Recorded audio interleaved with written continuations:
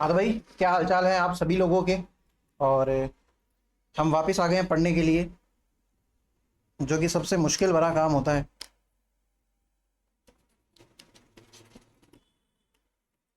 आज हम कुछ एक चीज़ें देखेंगे मिडाइवल हिस्ट्री की, जिसको हम कहेंगे मध्यकालीन इतिहास।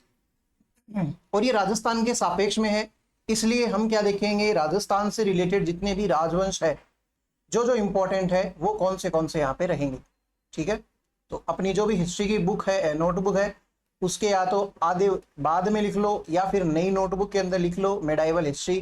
काफ़ी इंटरेस्टिंग टॉपिक है, तो ये स्टार्ट कर देते हैं अपन, है ना। और मेडाइवल हिस्ट्री के अंदर भी हम कुछ एक बातें करेंगे। मैं इन जनरल आपको ऐसे ही वो करवा देता हूँ ना, लिखवाने की जरूरत नहीं है, ऐसे ही बता देता हूँ कि हम हिस्ट्री के अंदर क्या पढ़ेंगे। इसके अंदर डायनेस्टीज पढ़ेंगे, यानी कि राजवंश पढ़ेंगे, अलग अलग राजवंश। इन राजवंशों से बहुत ज्यादा क्वेश्चन अब नहीं आते हैं, इतने ज्यादा क्वेश्चन नहीं आते हैं, है ना। जैसे असिस्टेंट प्रोफेसर की एग्जाम होती है, उसके अंदर मेरे ख्याल से 2 या 3 क्वेश्चन लास्ट है शायद, या फिर 2 क्वेश्चन इतने पूछते हैं। और बड़ी बड़ी एग्जाम्स जहाँ पे हिस्ट्री का वेटेज 15-15, 20-20 क्वेश्चन रहता है, वहां पे भी 3-4 क्वेश्चन ही आते हैं इन राजवंश वालों से। ये भी लास्ट है, तो फिर भी इंपॉर्टेंट तो है, बहुत इंपॉर्टेंट है। इनसे डायरेक्ट क्वेश्चन कैसे नहीं पूछते, क्योंकि इनकी चीजें पढ़ी जाती है पॉलिटिकल वे में, एडमिनिस्ट्रेटिव वे में,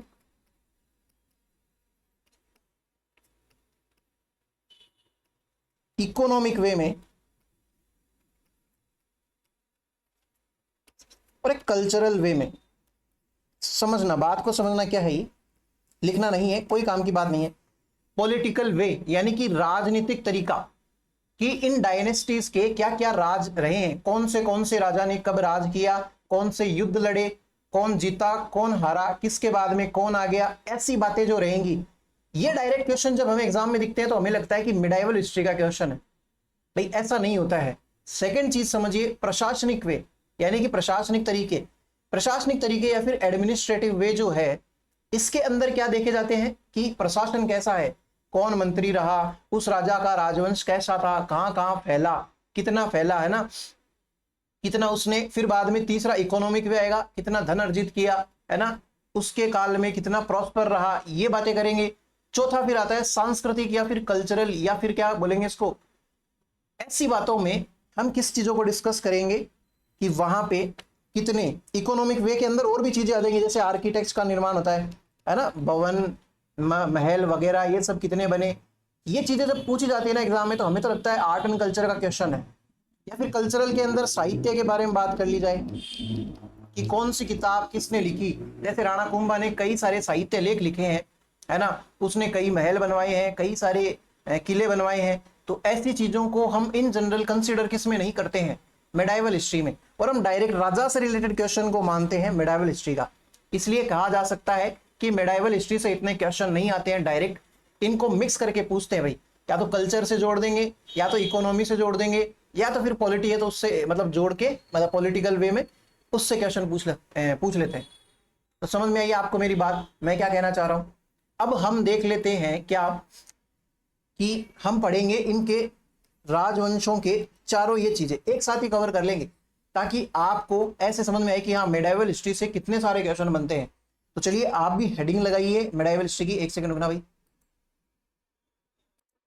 हम बेसिकली इसमें राजवंश की फॉर्म में पढ़ेंगे, तो राजवंश में भी सबसे पहला राजवंश आप लिखेंगे, नए पन्ने से लिख लो भले ही आप भी, वो चीजें मत लिखना जो मैंने अभी पीछे छोड़ दी है। आप लिखना गुहिल डायनेस्टी, अलग अलग डायनेस्टीज देखेंगे।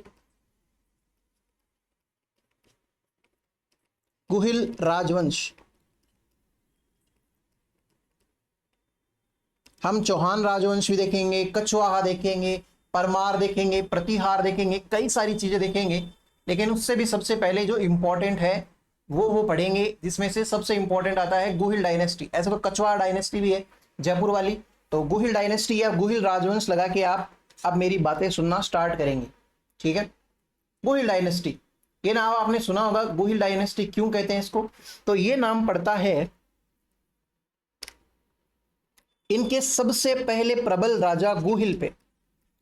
गुहिल से पहले भी और राजा रहे हैं, लेकिन गुहिल इंपॉर्टेंट है, इसलिए इस डायनेस्टी का इसके बाद में जितने भी लोग आएंगे उनका नाम ही क्या पड़ गया कि ये गुहिल राजवंश से बिलोंग करते हैं।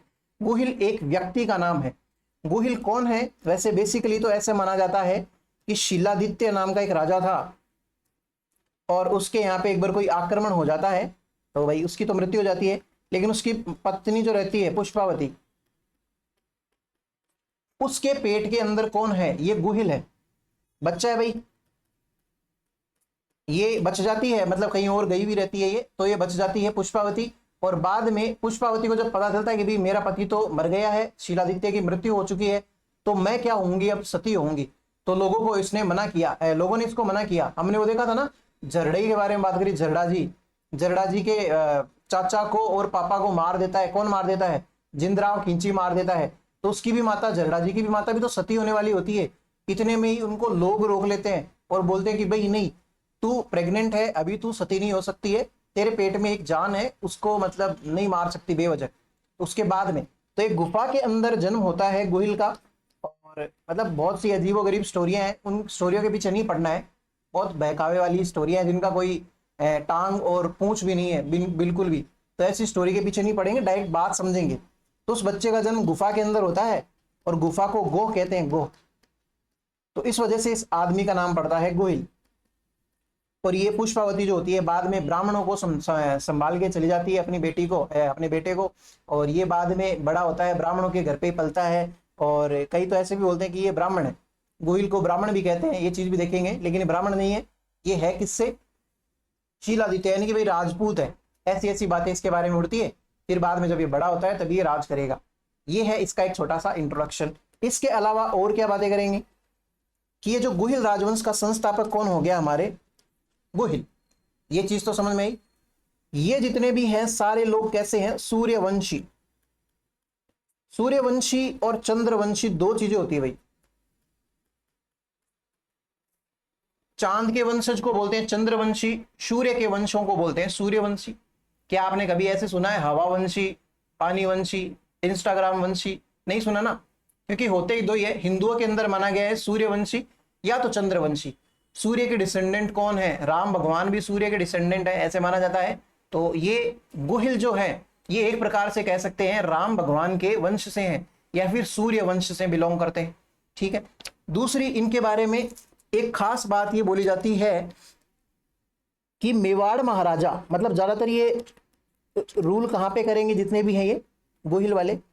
गोहिल ने स्टार्टिंग के अंदर नागदा वगैरह को बसाया, और बाद में ना ऐसे करते करते चित्तौड़, ये जितना भी एरिया जिधर जिधर ये रूल करते हैं वो एक प्रकार से मेवाड़ रीजन है। तो मेवाड़ रीजन के जितने भी राजा महाराजा है ना,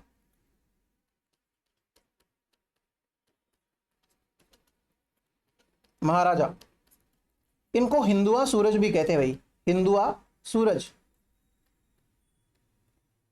यानी कि हिंदुओं में सबसे इंपॉर्टेंट सूरज, मतलब सूरज सबसे इंपॉर्टेंट होता है, और हिंदुओं में जो सूरज है वो कौन है? मेवाड़ रीजन के जितने भी राजा महाराजा हैं वो।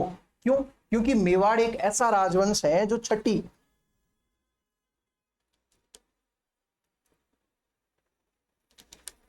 शताब्दी से लेके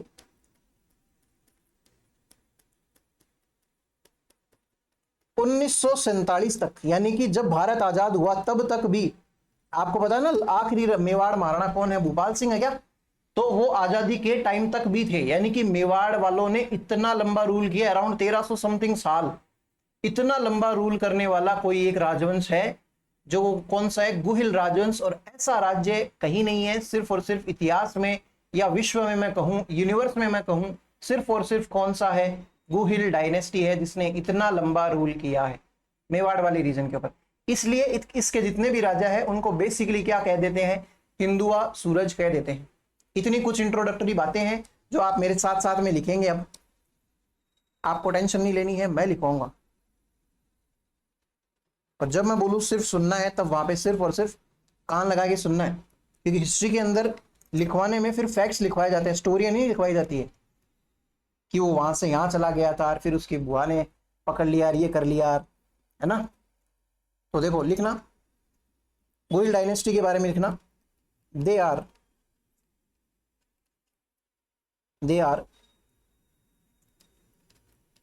सूर्यवंशी हिंदूज, ये सूर्यवंशी हिंदू हैं।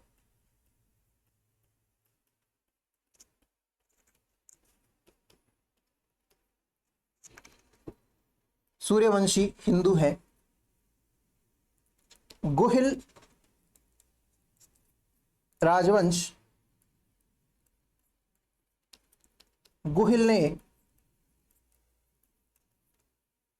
566 ईस्वी में या फिर एडी में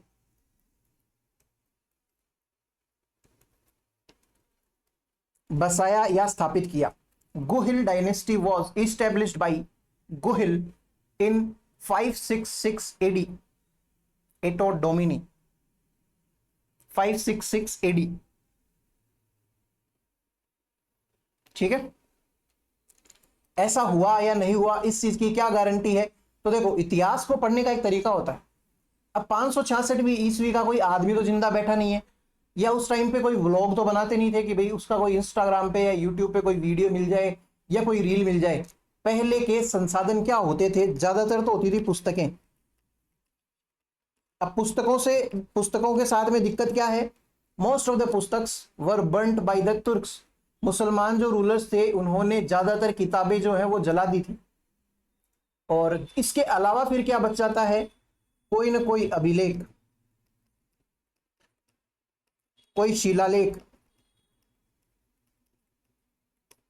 मतलब दीवार के कुछ ऊपर लिखा हुआ है, वो छुट गया हो या छोड़ दिया हो, नहीं मिटाया हो, ऐसी चीजों से हमें जानकारी मिलती है। या फिर हमने देखा था कर्नल जेम्स टोड, उसके गुरु का नाम क्या था? मैंने आपको बताया था, यति ज्ञानचंद्र।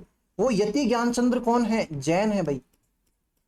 और जैन मंदिर जो थे वो इतने ज्यादा है अपने राजस्थान में कि मिटाए नहीं मिटे। और उनके अंदर जितनी भी इंफॉर्मेशन है राजा महाराजाओं के बारे में, उनकी वजह से हम कह पाते हैं कि पुरानी हिस्ट्री हमारी ऐसी ऐसी थी, वैसी वैसी थी। ठीक है, कैसी कैसी थी?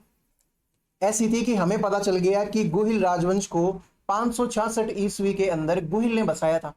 अब ये कौन से इंस्क्रिप्शन में है, कौन से अभिलेख में है, कौन से शिलालेख में है? तो ये हमें मिलता है सामोली अभिलेख में।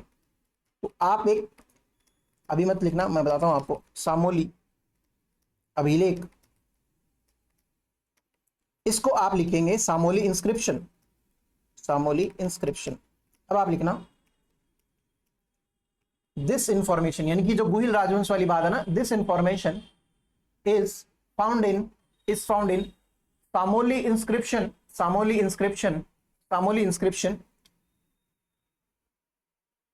और साथ साथ में लिखना 646 AD. This information is found in Samoli inscription 646 AD of king Shiladitya. अब एक और शिलादित्य है, ये इनके पापा वाले शिलादित्य नहीं है, गुहिल के पापा नहीं है, ये दूसरे शिलादित्य हैं। इतना लिखो आप, शिलादित्य। हु वॉज, पूरा बताता हूं, वापिस से सुनना। This information is found in Samoli inscription 646 AD of King Shiladitya, who was fifth descendant of Guhil dynasty. भाई देखो, गुहिल से पहले भी राज कर रहे थे लेकिन वो इतने इंपॉर्टेंट नहीं है। तो इंपॉर्टेंट कौन है हमारे पास में? गुहिल। ठीक है, एक सेकंड रुकना आप, हिंदी वाले लिखना भाई। यह जानकारी राजा शिलादित्य के सामोली अभिलेख से, सामोली अभिलेख 646, सामोली अभिलेख से प्राप्त होती है जो गुहिल राजवंश के पांचवें वंशज हैं, जो गुहिल राजवंश के पांचवें वंशज हैं। भाई गुहिल से पहले वाले भी थे, बहुत है, कोई काम के नहीं है भाई। कोई ना कोई किसी न किसी का पापा तो होगा, और कोई ना कोई कहीं ना कहीं पे रूल कर रहा होगा, या नहीं भी कर रहा होगा तो भी उससे भी क्या फर्क पड़ता है। लेकिन इंपॉर्टेंट कौन है? गुहिल है। गुहिल के बाद वाले से काउंट करेंगे तो ये पांचवें नंबर के कौन हो गए? इनसे पहले वाले भी 4-5 एकड़ वो भी लिख लो, जैसे गुहिल हो गए पहले। गुहिल का बेटा है महेंद्र, सॉरी भोज, भोज का बेटा है महेंद्र, महेंद्र का बेटा है नाग, और नाग का बेटा कौन है? शिलादित्य। जिसके सामोली इंस्क्रिप्शन की हम बात कर रहे हैं, शिलादित्य, ठीक है। इस इंस्क्रिप्शन में एक बात और लिख रखी है, वो भी आप लिख लो कि जावर जो केंद्र है, जहां पे मैंने आपको बताया था, यही फायदा होता है एक ही टीचर से सब कुछ पढ़ने का, कि वो ये कह सकता है कि मैंने आपको राजस्थान ज्योग्राफी में ये पढ़ाया था कि जावर माइंस से क्या निकलती है, चांदी निकलती है ना। जावर कैसा केंद्र है, चांदी का केंद्र है, जो उदयपुर के अंदर पड़ता है अभी की तारीख में, तो मेवाड़ के अंदर आ गया ना वैसे भी। तो जावर से चांदी निकलती है, प्लस यहाँ पे जावर माता का मंदिर भी है। ये इंफॉर्मेशन भी किसमें प्रेजेंट है, सामोली इंस्क्रिप्शन के अंदर। तो ये भी लिख लो आप। इस इंस्क्रिप्शन से from this inscription information about Javar Mata temple and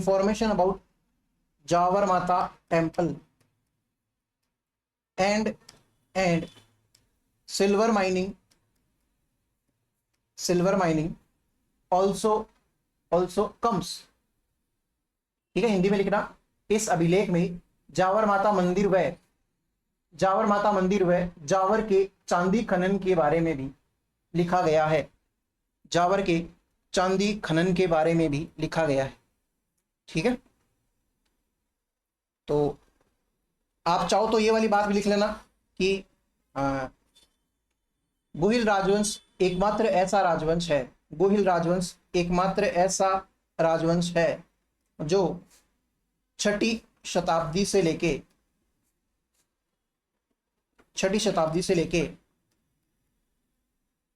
1947 तक मेवाड़ पर राज्य करता है, जो इसे संसार का एकमात्र ऐसा राज्य बना देता है, जिसका कार्यकाल इतना अधिक या इतना लंबा रहा। एक सेकंड रुकना आप, इंग्लिश वाले लिखना भाई। Guhil dynasty is the only dynasty in the world who ruled for almost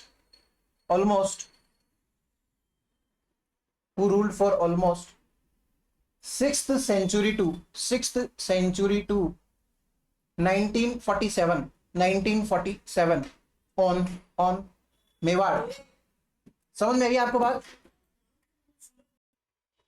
अब एक बेसिक बात और लिखेंगे इसके बारे में कि मेवाड़ वालों का जो राज चिन्ह है ना, राज चिन्ह जिसको कह सकते हैं रॉयल सिंबल, उसके ऊपर एक बात लिखी गई है। देखना आप, मैं हटता हूं स्क्रीन से। वो बात क्या लिखी गई है, जो दृढ़ राखे धर्म को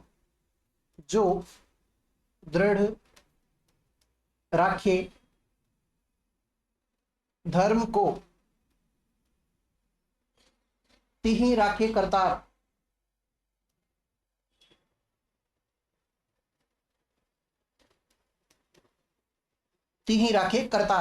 ये एज इट इज उतारना, राज चिन्ह बराबर जो दृढ़ राखे धर्म को तिहि राखे करतार। इंग्लिश वाले भी ऐसे लिख लेना, जो दृढ़ राखे धर्म को तिहि राखे करतार। वीडियो पॉज करो, जल्दी से लिखो, स्क्रीन पे आता हूं। देखो किया होगा आपने, तो मेरी बात सुनना। ये जो भी लिख रखी है इसका अर्थ आपको साफ समझ में आ रहा है, कोई बहुत अंग्रेजी या कोई बहुत पेचीदी भाषा में नहीं है, कि जो धर्म को दृढ़ रखता है यानी कि धर्म पे चलता है, उसी को ही हक है करतार रखने का। तलवार कहते हैं क्या करतार को, वो रखने का, यानी कि वो ही राज करेगा जो धर्म को एकदम दृढ़ मानता है, दृढ़ता से फॉलो करता है। और ये बताया गया है, गीता में भी ये लिखा है। और जैसे भी जितने भी क्षत्रिय लोग होते हैं वो अपने धर्म के काफी पक्के होते हैं, और मान के चलना जो राजा अपने धर्म का पक्का रहा है उसी ने बहुत बेहतरीन तरीके से रूल भी किया है। आपके सामने है, जब इनका रॉयल चिन्ह ही यह कहता है तो ऑब्वियस सी बात है कि ये छठी शताब्दी से लेके 1947 तक क्यों नहीं राज करेंगे। आप खुद देखिए, कोई अनोखी बात वैसे तो नहीं है, लेकिन फिर भी कितनी अनोखी बात है। धर्म के ऊपर चलना, फिसलना सबसे आसान काम है, तो धर्म के ऊपर इतना लंबा चलना is kind of impossible, but इन्होंने किया है आपके सामने। अब देखो, जो हमारे ये गुहिल है, गुहिल की वैसे इसी में बातें करेंगे, कोई अलग से गुहिल राजा नहीं करके लिखेंगे। गुहिल के बारे में ऐसे बताया गया है अलग अलग बातें कि गुहिल के वंशज कौन है, गुहिल कहां से आया है, एक्चुअली में गुहिल कौन है। जैसे हमने देखा ना सूर्यवंशी है, तो इसके अलावा भी गुहिल को कुछ और बोला गया है जिसकी बात हम कर लेते हैं। क्या क्या बोला गया है देखना, एक सेकंड रुक जाओ आप देखने से पहले। हाँ भाई, चलिए देखते हैं किसने क्या क्या बोला है, वो बात कर लेते हैं। अबुल फजल का नाम हम बहुत बार सुनेंगे। तो अबुल फजल ऐसे बोलता है कि भाई ईरान के अंदर एक राजा था। बहुत ज्यादा डिटेल के अंदर नहीं जाएंगे क्योंकि ये कहानियां इतनी कोई वास्तविक है या नहीं उसकी कोई गारंटी नहीं है। तो अबुल फजल ने ये बोला कि ईरान का एक राजा था नो शेख खां आदिल। नो शेख आदिल था, इसने मतलब इधर उधर जीत लिया, ईरान का था ये राजा। तो बाद में शिलादित्य, जो मेन शिलादित्य की बात करें ना, जो गुहिल के पापा हैं, वो शिलादित्य जो है वो इंडिया के अंदर ही रह गया था, इसी एरिया के अंदर ही। और फिर बाद में ऐसे ऐसे वो कहानी कि उसकी मृत्यु हो जाती है, कोई अटैक कर देता है। तो अबुल फजल के अकॉर्डिंग तो ये है, मैं आपको लिखवा दूंगा पूरा, टेंशन मत लो। टोड भी यही बात मानता है, और टोड उसके साथ में क्या ऐड करता है कि इसके मम्मी पापा का नाम बताता है कि पापा का नाम है शिलादित्य है। टोड बहुत ज्यादा इंपॉर्टेंट है। और मम्मी का नाम क्या है, पुष्पावती। ठीक है भाई, ये टोड कहता है। इसके अलावा हीराचंद ओझा करके एक नाम है, ये भी काफी बार आएगा। ओझा ये इतिहासकार है भाई। हीराचंद ओझा कहते हैं कि भाई ये तो सूर्यवंशी है। बस ध्यान में रख लो आप, एग्जाम के अंदर ऐसा क्वेश्चन आ जाए कि हीराचंद जोशी के सॉरी हीराचंद ओझा के अनुसार ये क्या है, तो सूर्यवंशी है। ठीक है, फिर एक और रह गया नैन्सी और गोपीनाथ शर्मा। मोनोत नैन्सी है ना, गोपीनाथ शर्मा ये कहते हैं कि गोयल तो एक ब्राह्मण है। इवन एक रावल समर सिंह है, इनका ही एक आगे राजा बनेगा, गुहिल डायनेस्टी के अंदर ही एक राजा है ये रावल समर सिंह। इससे रिलेटेड एक प्रशस्ति है जिसको बोल देंगे रावल समर सिंह प्रशस्ति। प्रशस्ति में अक्सर प्रशंसाएं लिखी हुई रहती है ना, इसीलिए इसका नाम है प्रशस्ति। आगे देख भी लेंगे इनके अंदर क्या डिफरेंस है, प्रशस्ति हो गई, अभिलेख हो गई, शिलालेख हो गई, इनमें क्या डिफरेंस है देखेंगे बाद में। इसके अंदर ना बेसिकली गुहिल को क्या बोला गया है, विप्र कहा, विप्र। और विप्र का मतलब होता है ब्राह्मण। तो गुहिल को, और वैसे कहना कोई बुरी बात नहीं है, गुहिल जो है मतलब जैसे इनकी मम्मी जो है पुष्पावती, वो मृत्यु हो जाने के बाद में अपने बेटे को सौंप के किसको जाती है, ये जाती है एक ब्राह्मण को सौंप के है। तो इस वजह से इनको क्या कहते हैं कि ये तो ब्राह्मण है। लोगों ने बस वही बात है, कितनी पुरानी बात है, उस जमाने के अंदर तो कोई सॉलिड प्रूफ भी नहीं है, कोई जन्म प्रमाण पत्र भी नहीं बनते हैं जिससे आप बता सको कि कौन किसका बेटा है कौन क्या है ना, ना ही डीएनए टेस्ट करवा सकते हो। तो जो है वो है, बस ये बातें हैं कुछ जो आपने लिखी होंगी। अब हम देखेंगे एक चीज और लिखते हैं। अच्छा पहले मैंने आपको लिखा दूं, लिखाया नहीं मैंने, लिखना। अबुल फजल के अनुसार, अबुल फजल के अनुसार गुहिल राजवंश, गुहिल राजवंश ईरान के राजा, ईरान के बादशाह, राजा मत लिखना, ईरान के बादशाह नो शेख खां आदिल, नो शेख खां आदिल, नो शेख खां आदिल, अबुल फजल के अनुसार, अबुल फजल के अनुसार गुहिल राजवंश के, गुहिल राजवंश नो शेख खां आदिल, मतलब जो ईरान का राजा है नो शेख खां आदिल की संतति है, की संतति है, या फिर के वंशज हैं, के वंशज हैं। According to Abul Fazl, according to Abul Fazl, Guhil dynasty is the descendant of, Guhil dynasty is the descendant of नो शेख खां आदिल ऑफ ईरान, नो शेख खां आदिल ऑफ ईरान। फिर लिखना टोड के अनुसार, टोड के अनुसार गुहिल, गुहिल राजवंश विदेशी संतान है, गुहिल राजवंश विदेशी संतान है, तथा गुहिल के माता पिता शिलादित्य व पुष्पावती है। According to Tod, according to James Tod, ये कहाँ का पॉलिटिकल एजेंट था, पढ़ा था क्या सबने कुछ, मेवाड़ का था क्या। According to James Tod, Guhil dynasty belongs to foreign and father and mother of Guhil are Shiladitya and Pushpavati. Hirachand Ojha के अनुसार गुहिल राजवंश सूर्यवंशी है। According to Hirachand Ojha Guhil dynasty Suryavanshi. फिर नेक्स्ट लिखना, Nancy and Gopinath Sharma considered Guhil as Brahmin. Bracket में लिखना रावल समर सिंह, प्रशस्ति की जगह यूलोजी लिख लो, EULOGY यूलोजी। रावल समर सिंह यूलोजी बराबर लिखना गुहिल को विप्र कहा। अच्छा इंग्लिश में लिखना, गुहिल इज रेफर्ड एज विप्र। नैन्सी तथा गोपीनाथ शर्मा के अनुसार गुहिल ब्राह्मण है। ब्रैकेट में लिखना रावल समर सिंह प्रशस्ति के अनुसार गुहिल को विप्र कहा गया है। देखिए ये थोड़ी सी है ना, स्टार्टिंग वाला ये जो पोर्शन थोड़ा सा बोरिंग होता है, मैं मानता हूं, बट इंफॉर्मेटिव होता है, प्लस इससे क्वेश्चन भी आते हैं। आपको ये चीजें ध्यान में रखनी है, हल्के में मत लेना प्लीज, है ना। कहानियों का कुछ नहीं है, वो सिर्फ सुनाने की होती है, उनसे क्वेश्चन तो बनते हैं नहीं, बस आपके कंसेप्ट थोड़े गाढ़े हो जाते हैं तो बता दी जाती है। अब हम स्टार्ट करेंगे मेन, जिसके लिए आप एक लाइन लिखना पहले। टोड व नैन्सी के अनुसार गुहिल राजवंश की कुल 24 शाखाएं हैं। 24 शाखाएं हैं। किसकी शाखाएं भैया? गुहिल राजवंश के। टोड और नैन्सी के अनुसार, according to Tod and Nainsi, Guhil dynasty had 24 branches who ruled over following region, जिन्होंने निम्न रियासतों में राज किया। Who ruled over following states, कौन सी है वो स्टेट्स, नाम लिखेंगे आप भी। मेवाड़ के बाद में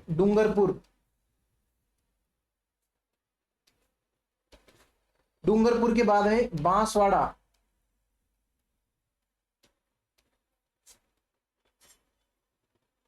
के बाद में प्रतापगढ़ के बाद में लिखेंगे शाहपुरा, भिलवाड़ा वाला।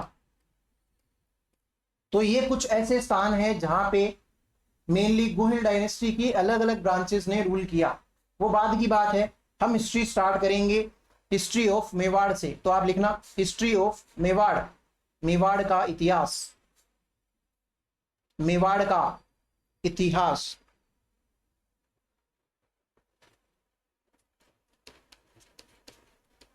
History of Mewar. देखिए गुहिल के बाद में कुछ और राजा है, कुछ और है। हमें उन सब से कोई लेना देना नहीं है, हमें लेना देना है एक व्यक्ति से जिसका नाम है बप्पा रावल। तो आप हेडिंग लगाएंगे पहला राजा, उसका नाम लिखना बप्पा रावल। या फिर उससे भी पहले एक दो छोटी मोटी बातें और लिख लो। हिस्ट्री ऑफ मेवाड़ के सामने लिखना प्राचीन नाम,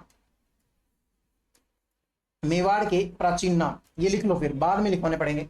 मेवाड़ के प्राचीन नाम, ओल्ड नेम्स ऑफ या फिर एंशिएंट नेम्स ऑफ मेवाड़। इसमें से एक नाम लिखना मेदपाट।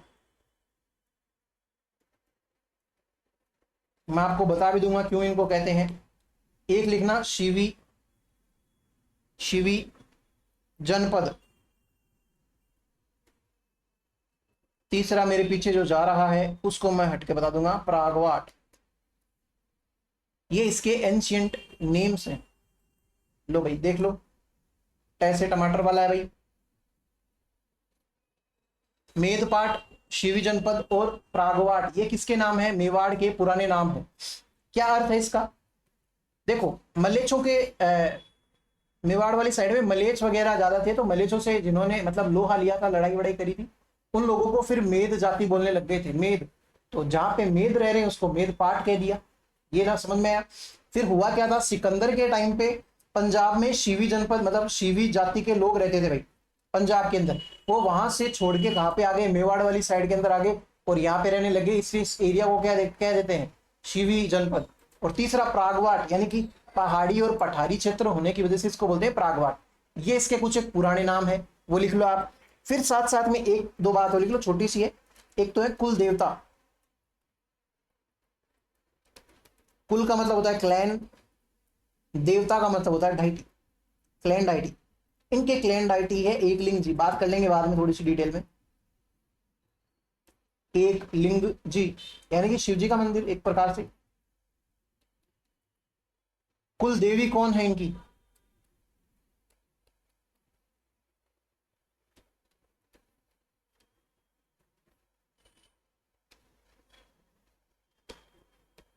ये है बाण माता, फीमेल क्लैन डाइटी या फिर क्लैन डाइटी इन फीमेल कौन हो जाएंगी, बाण माता हो जाएंगी। इनके बारे में ये डिटेल भी लिख लो जल्दी से, ठीक है भाई। अब आप हेडिंग लगाएंगे बापा रावल, पहले राजा को पढ़ेंगे जिसका नाम है बापा रावल।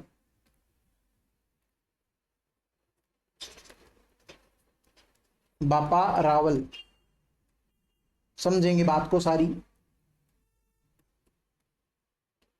पर पहले आप लिखो तो सही। देखिए बापा रावल का रियल नेम क्या है, काल भोज नाम है। मैं आपको सब लिखाऊंगा, आप अभी मत लिखना कुछ भी। काल भोज इनका रियल नाम है। ऐसी बातें कुंभलगढ़ प्रशस्ति वगैरह इन सब में मिलती है कि भाई उस टाइम पे अलग अलग राजाओं के नाम लिखे, तो इस टाइम पे जहां पे ये है उसके आसपास बापा रावल के टाइम पे क्या लिखा गया है, काल भोज नाम ये ज्यादा यूज में लिया गया है। इसका मतलब ये इसका रियल नाम तो नहीं है। बापा रावल कहीं ना कहीं काल भोज की कुछ उपाधि का नाम है, और इतनी फेमस उपाधि है कि रियल नाम तो बहुत से लोग जानते भी नहीं है। जिन्होंने एक दो बार हिस्ट्री पढ़ी है तो बापा रावल का नाम तो नो डाउट सुना ही है। बापा रावल ने ये बसा दिया, बापा रावल ने वो कर दिया, ये कर दिया। वास्तविक संस्थापक बापा रावल है, बापा रावल है ना। तो गोहिल डायनेस्टी के बारे में आपने एक चीज नहीं लिखी थी क्या, एक सेकंड रुकना भाई। अच्छा लिख लिया था ना गोहिल ने, ये चीज बिल्कुल ध्यान में रखना कि बसाया तो गोहिल ने था वैसे, और इसका रियल संस्थापक अगर कोई कहे तो वो बापा रावल ही है भाई। आपसे ऐसे कंफ्यूज करके नहीं पूछा जाएगा किसने बसाया, गोहिल ने बसाया। रियल एक्चुअल में अगर जिसकी वजह से गोहिल डायनेस्टी चलती है तो उस व्यक्ति का नाम क्या है, बापा रावल। रावल कहते हैं बेसिकली राजा को। और मेवाड़ वाला एरिया आपने देखा ही होगा, गुजरात के टच में आता है, आपको पता ही है। महात्मा गांधी जी को बापू कहते हैं। बापू उनकी उम्र देख के नहीं कहते, बापू अपनी उम्र देख के अपनी साइड में कहते हैं। मैं मतलब राजस्थान वाली साइड में कि भाई बापू ये तो हमारे पूजनीय बापू जी। तो वो चीज अलग चीज है। वहां पे जितने भी सम्माननीय लोग होते हैं ना, जिनको इज्जत देनी चाहिए, है ना, जैसे आपको घर में इज्जत मिलती है तो आपको भी घर में बापू जी कहना चाहिए। जैसे वो कौन सा खिलाड़ी है, उसका नाम अक्षर पटेल है, उसको बापू बापू करके बोलते हैं। वो कोई बूढ़ा थोड़ी उम्र के अंदर, या फिर उसको गांधी जी से कंपेयर कर रहे हैं। गांधी जी ने कौन सा क्रिकेट खेला था भाई, कोई बढ़िया बॉलिंग थोड़ी करते थे वो, उन्होंने तो अंग्रेजों की बढ़िया फील्डिंग लगाई थी, है ना, वो एक अलग चीज है। तो बापू गुजरात वाले लोग ज्यादातर जो सम्मान जिसको देते हैं उसको बापू ही कहते हैं। और बापू का बापा होने में तो कोई जरा जोर आता है नहीं, है ना। और अपने तो वैसे भी बाप जी करके बोलते हैं किसी को इज्जत देने के लिए। भगवान को भी बाप जी बोलते हैं, बाप जी ये कर देना, बाप जी वो कर देना। तो बापा रावल बेसिकली आदमी की उपाधि है भाई। रावल मतलब भाई राजा जी, राजा जी। अब मान लो मैं राजा हूँ आपका, है ना, तो आप ऐसे तो कहोगे नहीं आकाश आकाश, है ना, आकाश राजा जी। आप सीधे ही तो बोलेंगे राजा जी, राजा जी। भाई अब राजा जी को और इज्जत दे दी, बापा रावल बोल दिया। राजा को रावल बोलते हैं, ये बापा रावल बोल दिया। ये इस प्रकार से इस आदमी का नाम पड़ता है। अब ये रहता है बेसिकली नागदा के अंदर। सुनना मेरी बात, काफी इंटरेस्टिंग बातें हैं। नागदा का नागेंद्र नाथ रही, ये पुराने नाम ये हटाओ, ये उदयपुर के अंदर पड़ती है भाई जगह। वैसे बेसिकली नागदा वाली जगह उदयपुर के अंदर ही रहता है, उदयपुर में आराम से, ठीक है। होता क्या है, 712 ईस्वी के अंदर पहली बार अगर मुसलमान रूलर्स है या तुर्क रूलर्स है, उसका अगर रियल सेंस में इंडिया में कहीं सक्सेसफुल अटैक हुआ है और कोई राजधानी जीती है, तो वो जीती थी 712 के अंदर। और 712 के अंदर भी सबसे पहले किसने जीती थी, उस व्यक्ति का नाम है मोहम्मद बिन कासिम। नहीं लिखना आपको, आप सिर्फ सुन रहे हैं ना, मोहम्मद बिन कासिम। इसने क्या जीत लिया ऐसा, इसने आज की तारीख में पाकिस्तान में आने वाले सिंध एरिया को जीत लिया। इंडिया का ही था पहले तो, इसलिए हम कह सकते हैं कि इंडिया में पहली बार किसी का अगर सक्सेसफुल अटैक रहा है तो वो रहा था मोहम्मद बिन कासिम का। अब मोहम्मद बिन कासिम ने क्या सोचा कि पूरे इंडिया पे कंट्रोल लेते हैं। इंडिया जाने के लिए रास्ता कौन सा है, सिंध से आप आओगे जैसलमेर, जोधपुर, ये साइड है ना। और ये जो 712 ईस्वी है, इस टाइम पे कोई बहुत ज्यादा राठौड़ वगैरह या फिर कोई जैसलमेर में या जोधपुर में पनप नहीं गए थे। मेन था उस टाइम पे मेवाड़, राजस्थान के अंदर कोई इंपॉर्टेंट था तो वो था मेवाड़। और मेवाड़ के अंदर भी चित्तौड़ के अंदर एक राजा था, 713 के अंदर ही बना था, ये भी ताजा ताजा ही। उसका नाम था मान मौर्य, कहीं कहीं इसको मान मोरी भी लिखते हैं, बेचारा सोचता होगा क्या नाम काट दिया मेरा, मान मोरी। तो मान मौर्य करके एक राजा था, ये वहां पे रूल कर रहा था चित्तौड़ में। मेवाड़ की एक इंपॉर्टेंट जगह है चित्तौड़गढ़, चित्तौड़ के अंदर ये रूलर है, ठीक है भाई। अब जब मोहम्मद बिन कासिम ने सोचा कि इंडिया को जीतते हैं तो बीच में सबसे इंपॉर्टेंट और सबसे पहला कौन सा आएगा, चित्तौड़ आएगा। अब मान मौर्य को जब ये पता चला कि भाई अटैक करेगा मोहम्मद बिन कासिम, और मान मौर्य को इतना बहुत खतरनाक बढ़िया रूलर था नहीं, इसका लड़ाई वड़ाई से इतना ही है कि भाई इतनी ताकत है मेरे में तो ज्यादा दिमाग है नहीं। अब ये कांटेक्ट करता है अपने भांजे बापा रावल को। तो अब आपको समझ में आया बापा रावल क्या लगता है, भांजा। किसका भांजा है, मान मौर्य का या मान मौर्य का। और ये क्या हो गया, मामा। यहां के लोग इसको बोलते हैं बापा रावल को कि देख हमारा राजा एक नंबर का बेकाम का है, बिना काम का राजा है, कोई ढंग का राजा नहीं है, बेलखना टाइप का राजा है, ये नहीं संभाल पाएगा अटैक। फालतू में मोहम्मद बिन कासिम ने अटैक कर दिया तो तुर्कों का राज हो जाएगा, हमारी बहन बेटियों को पकड़ के ले जाएंगे, सोना लूट लेंगे, ये कर लेंगे वो कर लेंगे, तो एक काम कर, तू सबसे पहले इसी को हटा। तो बापा रावल भी बोलता है ठीक बात है, मामा को हटा देते हैं। 734 ईस्वी के अंदर एक छोटा मोटा युद्ध होता है जिसके अंदर बापा रावल इजीली जीत जाता है और चित्तौड़ को जीत लेता है। ले यहां से स्टार्ट होता है मेवाड़ के ऊपर गुइलों का रियल सेंस ऑफ रूल। अब 734 ईस्वी के अंदर इसने ये जीता, एक तरफ तो ये जीता। अब मोहम्मद बिन कासिम का वो पकड़ेंगे, सिंध जाता है, सिंध में जाके मोहम्मद बिन कासिम की सेना को हराता है। बाद में आगे इसके मतलब थोड़ा गुस्सा ज्यादा ही रहता है सर पे, तो ये सोचता है कि जहां से आए ना वहां पे पहुंचा दूंगा। अब ये कहां से आए, आज की तारीख का अफगानिस्तान। पहले के जमाने में वहां पे एक एरिया था गजनी, गजनी से मेनली ये इनका सेंटर था भाई तुर्कों का उठने का। तो गजनी तक ये मतलब खदेड़ के आता है। अब एक चीज सोचो, तुर्क कोई छोटी मोटी चीज थोड़ी है, इंडिया के अंदर 712 में आए होंगे भले ही, उससे पहले वो भी तो जिंदा थे, लेकिन इतनी बड़ी सेना या फिर इतने बड़े साम्राज्य को जाके उसके मेन सेंटर में हरा के आना छोटी बात थोड़ी है। बापू नाम ऐसी थोड़ी मिल गया इनको, बापा रावल इतना फेमस नाम ऐसी थोड़ी हो गया। वहां पे गजनी जाते हैं, गजनी का राजा रहता है सलीम, सलीम को हरा दिया भाई, और वहां पे अपने भांजे को लगा देते हैं। भांजे का कोई नाम तो मिला नहीं मुझे, भांजे को लगा देते हैं भाई। एक तरीके से समझो कि खुद ने अपने मामा को हराया था तो इसने सोच लिया भाई किसी दिन मेरा भी तो भांजा है, वो मुझे हरा सकता है। तो मतलब एक तरीके से भी समझ सकते हैं इसने अपनी वो क्या बोलते हैं उसको, गलत बात करी तो उसको सुधार भी दिया कि भाई भांजे ने राज्य लूट लिया तो भांजे को राज्य दिलवा दिया, है ना, मामा होने का धर्म निभाया इस बार। तो यहाँ पे गजनी का क्या बना देते हैं राजा, किसको, अपने भांजे को, और फिर वो वापिस आ जाते हैं। देखो एक चीज और समझना, जब ये सिंध के अंदर जाते हैं ना, वहां पे उस एरिया के अंदर लोग तो जानते हैं भाई रावल जी है, रावल जी है। और रावल जी जहां पे जिस एरिया को बचाते हैं उस एरिया को, मतलब किसी भी एरिया को पिंड तो कह सकते हैं ना, कि पिंड, साडा पिंड, इसका पिंड, उसका पिंड, है ना, किसी के भी गांव को पिंड कह सकते हैं, कोई बुरी बात थोड़ी है। रावल जी जिस पिंड को बचा के गए थे उस पिंड का नाम पड़ गया रावलपिंडी। तो पाकिस्तान का जो सिटी है रावलपिंडी, ऐसा माना जाता है कि ये रावलपिंडी जो है किसके नाम पे है, बापा रावल के नाम पे। कई सारे इसको नकारते भी हैं, हालांकि विकिपीडिया में ऐसी कोई बात नहीं देखने को मिलेगी आपको, तो मेरे पास आना मत, पढ़ाया जाता है एग्जाम में है तो आप कर सकते हो सॉल्व, इतना मैं कह सकता हूँ। बाकी बात तो यही है, रियल फैक्ट तो यही है, रावलपिंडी इसी नाम से पढ़ा है, तो आप ये लिख सकते हैं। और साथ साथ में अब देखते हैं, एक चलो एक काम करते हैं, इतना तो लिख लो आप, ज्यादा हो जाएगा वरना, ठीक ना। रियल नेम काल भोज, रियल नेम काल भोज, काल भोज, ठीक है भाई। ये ना बेसिकली जहां पे नागदा के अंदर रहते थे ना, वहां पे गायें चराते थे ब्राह्मणों की, ये बात मैं आपको बताना भूल गया। तो उन ब्राह्मणों की गाय चराते थे, सुबह शाम गाय चराते थे। तो उन्होंने देखा कि यार एक गाय है, सुबह तो दूध देती है बहुत सारा, और शाम को इसका दूध कहां चला जाता है, सुबह शाम दूध होता है किसान। तो वो जाके देखता है भाई, देखूंगा आज इस गाय को कहां गई है, वही बेणेश्वर धाम वाली सी स्टोरी। तो ये जाता है वहां पे, देखता है कि ये गाय तो कहीं पे जल चढ़ा रही है, मैं सॉरी दूध चढ़ा रही है, अपने थनों से दूध निकल रहा है। जाके वहां पे देखती है तो ये देखते हैं तो वहां पे एक एकलिंग जी का मंदिर है, शिवलिंग है भाई एकलिंग जी का।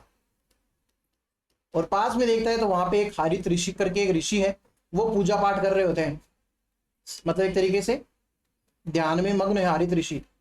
तो हारित ऋषि के हाथ जोड़ते हैं, महाराज ये क्या है, आप कहाँ पे, यहाँ पे कौन है आप, ये वो। तो वो हारित ऋषि जो होते हैं ऐसे बताते हैं कि भाई मैं एकलिंग जी की पूजा करता हूँ और गाय भी पूजा करती है, देख ले तेरे सामने। तो वो बोलते हैं कि अगर गाय इसकी पूजा करती है तो मैं आपकी पूजा करूंगा।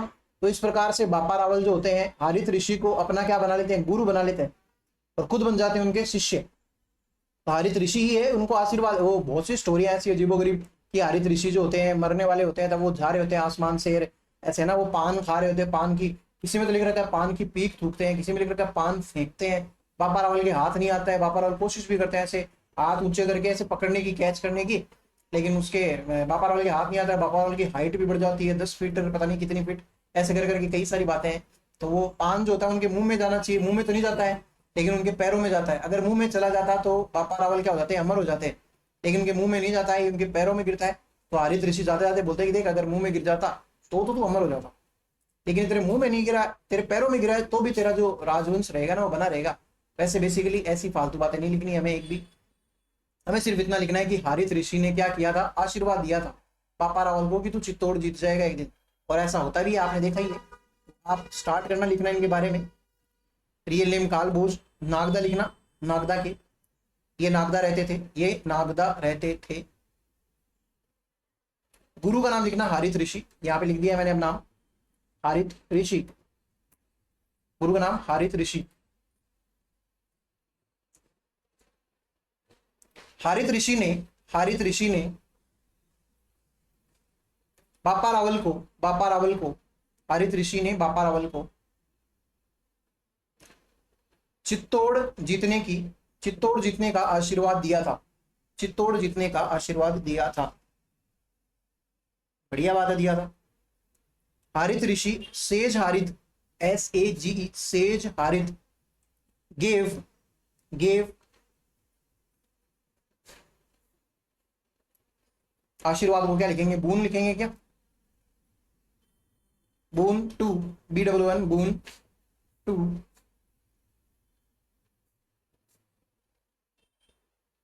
बापा Rawal, Bappa Rawal to win, to win Chittor, to win Chittor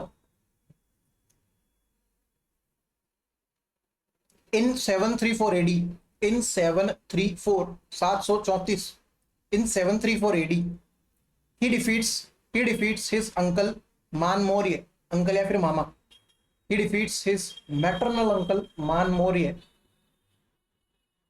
to capture Chittor, to capture Chittor, ठीक है। 734 ईस्वी में बापा रावल अपने मामा को, अपने मामा मान मौर्य को हराकर, 734 ईस्वी में बापा रावल अपने मामा को, मामा मान मौर्य को हराकर, मान मौर्य को हराकर चित्तौड़ पर कब्जा कर लेते हैं, चित्तौड़ पर कब्जा कर लेते हैं। नेक्स्ट लाइन में अंग्रेज लिखना, he defeated, he defeated, he defeated Turks in Sindh, Turks in Sindh and moved up to, moved up to Ghazni, moved up to Ghazni to defeat, to defeat Ghazni's king, to defeat Ghazni's king Salim, to defeat Ghazni's king Salim. He deposed Salim, he deposed Salim, deposed यानी कि एक तो होता है राज तिलक और एक होता है हटाना, तो deposed, he deposed Salim and, Salim and coronated यानी कि Raj Tilak, coronated, coronated his nephew, nephew, nephew, Hindi वाले लिखना, बापा रावल, बापा रावल सिंध के, सिंध के तुर्कों को हराकर, तुर्कों को हराकर गजनी तक जाते हैं, गजनी तक जाते हैं, जहां वे गजनी के राजा सलीम को हराकर, गजनी के राजा सलीम को हराकर अपने भांजे को गजनी का राजा बना देते हैं, गजनी का राजा बना देते हैं।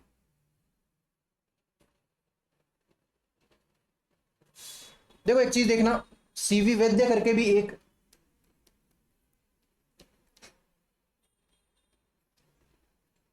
हिस्टोरियन है, वैद्य है ना, इसने बोला कि बापा रावल जो है ना, हट जाता हूं अभी लोग, बापा रावल तो यार मेरे को लगता है कि फ्रेंच का एक आदमी है, चार्ल्स मार्टेल।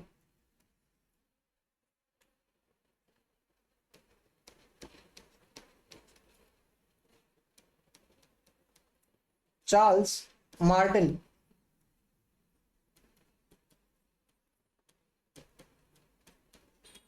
उसकी तरह है यार, एकदम खतरनाक आदमी है यार बापा रावल तो।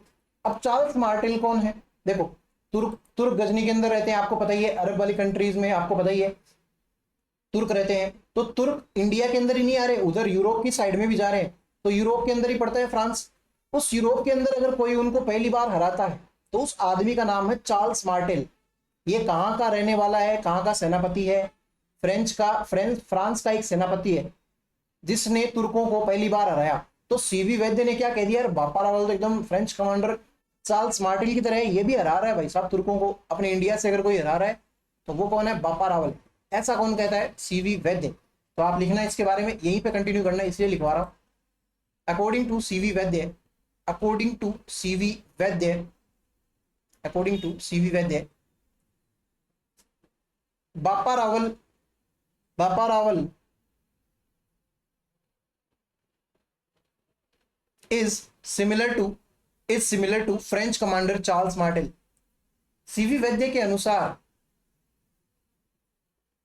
बापा रावल फ्रांस के सेनापति चार्ल्स मार्टेल की तरह ही है, फ्रांस के सेनापति चार्ल्स मार्टेल की तरह ही है। बहुत अच्छी बात है भाई।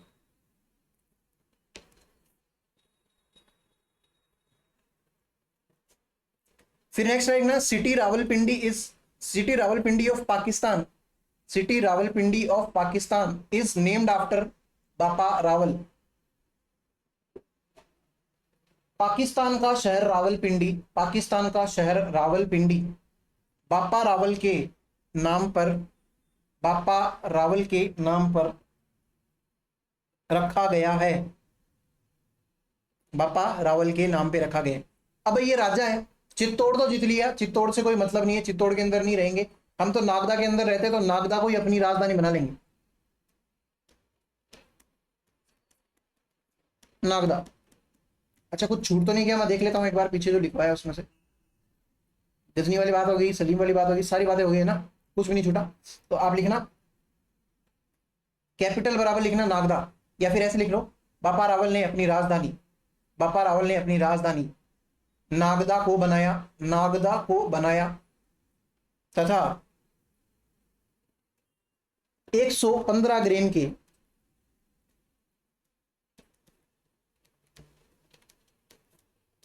सोने के सिक्के चलवाए।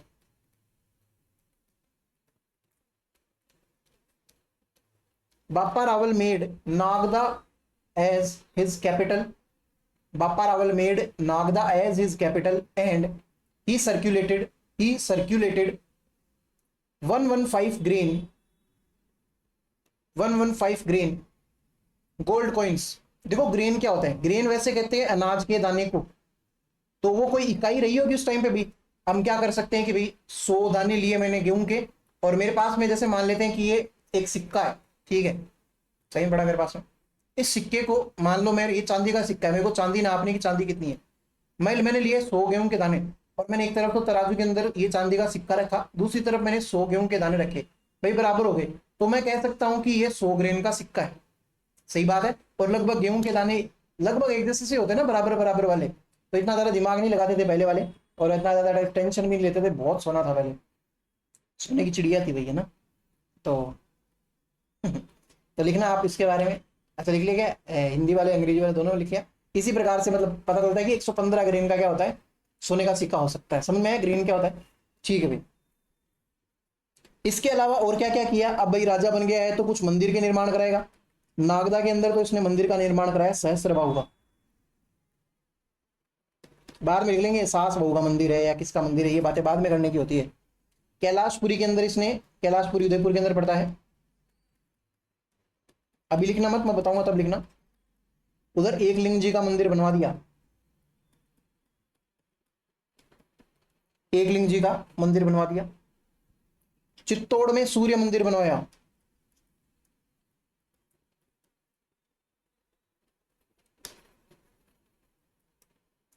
सूर्य मंदिर, देखो उस सूर्य मंदिर को तुर्क तोड़ के चले गए थे, तो मंदिर में से मूर्ति तो तोड़ दी, ढांचा नहीं तोड़ा होगा, तो वहां पे फिर बाद में दूसरी मूर्ति रख दी कालका माता की। तो ये लिख लेना वर्तमान में कालका माता मंदिर, वर्तमान में कालिका माता या कालका माता है ना, जो भी है, कालका माता मंदिर। तो ये तीन चीजें आप लिखो। मंदिर, बप्पा रावल ने निम्न मंदिर बनवाए, बप्पा रावल ने निम्न मंदिर बनाए।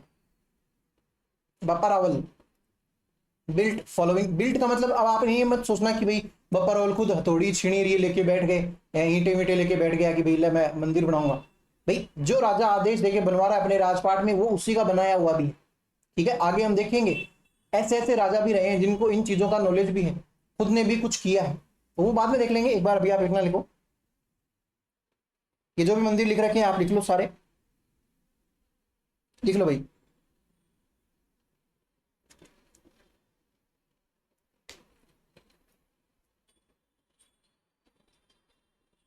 लिख लो, आप लिख लो, फिर बाद में बताता हूं आपको।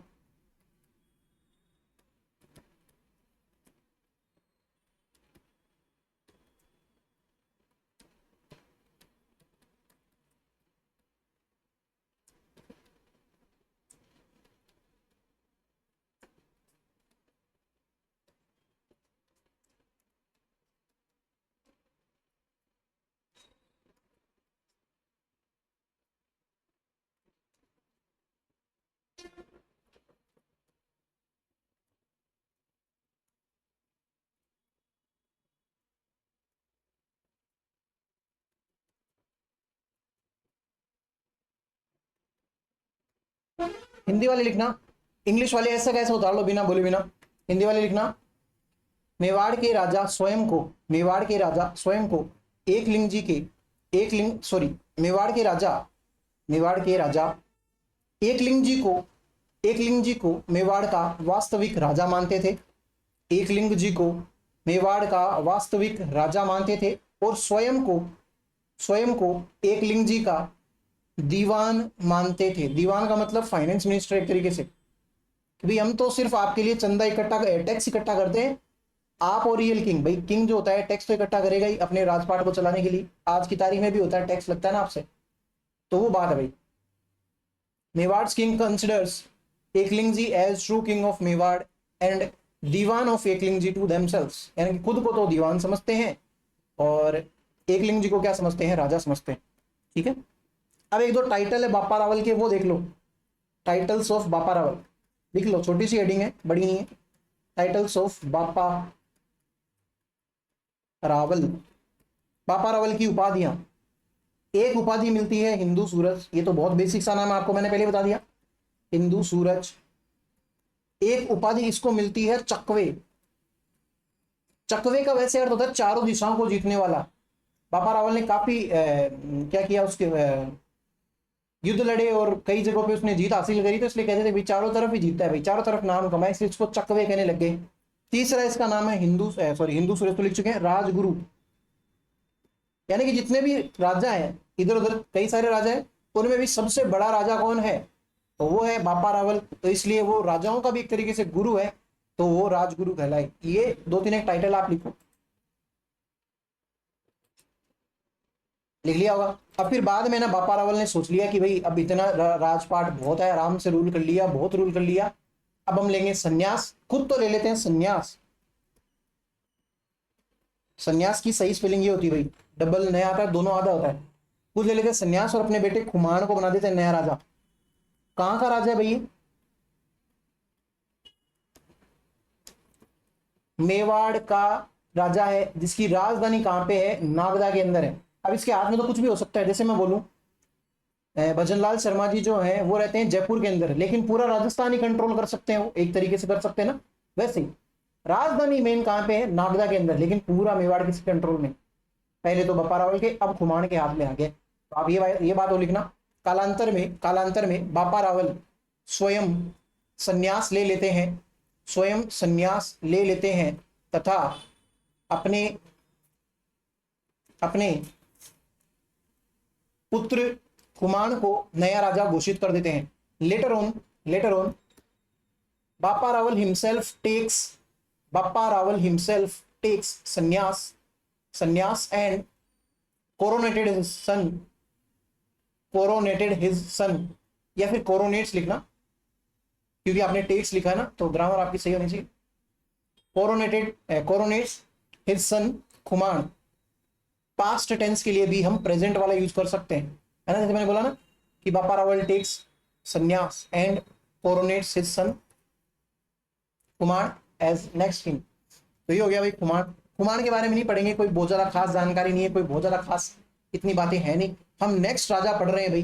हम ना कई बार स्किप करेंगे, तो आप ऐसे मत सोच लेना कि वो उसका बेटा है ये। जैसे मैं बोलूँ खुमान, अब खुमान के बाद में मैं अल्लट पढ़ाऊंगा आपको, अल्लट या फिर आलू रावल। तो अल्लट या आलू रावल जरूरी नहीं है इसका बेटा ही हो कुमान का, तो आप ये वह मत पाल लेना, जहां पे बताया जाए वहीं पे समझना कि ये इसका बेटा है, वो उसका पापा है ना। तो एक सेकंड आप रुकेंगे अब।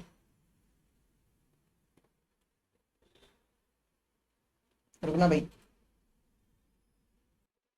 हाँ भाई, तो आगे बढ़ने से पहले मैं एक बार आपके डाइजेस्ट करवा देता हूं कि आपने क्या पढ़ा है, क्या पढ़ रहे हैं आप।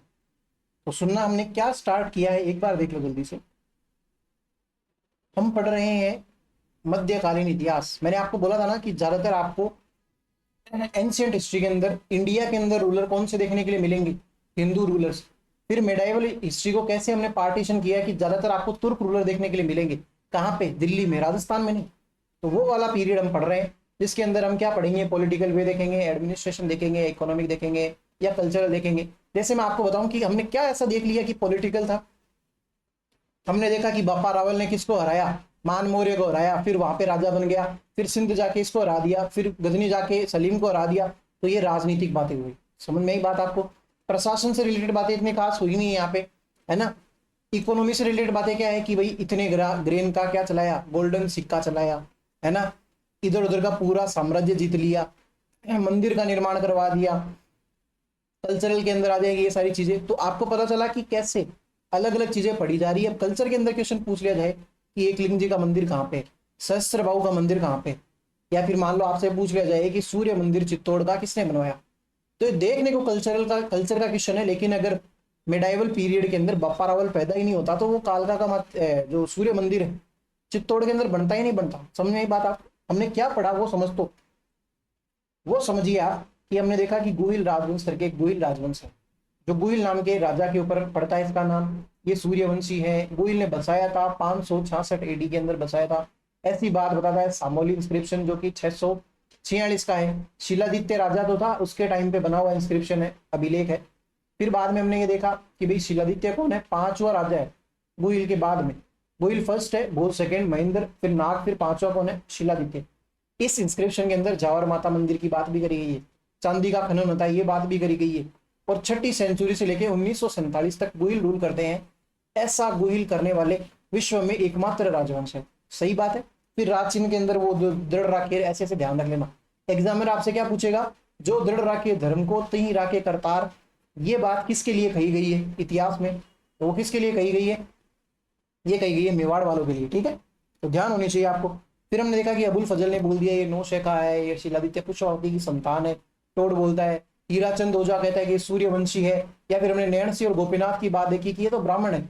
विप्र किसके अंदर कहा गया है? ये रावल समर सिंह की प्रशस्ति है उसके अंदर, ठीक है। टोड और नैणसी ने कहा कि 24 ब्रांच है भाई गुहिलों की, तो सही बात है। मेवाड़ राजवंश की हमने बात करी थी, प्राचीन नाम मेदपाट, प्रागवाट, शिवी जनपद, ऐसे करके हमने देखा। फिर कुल देवता कौन है इनके? एकलिंग जी।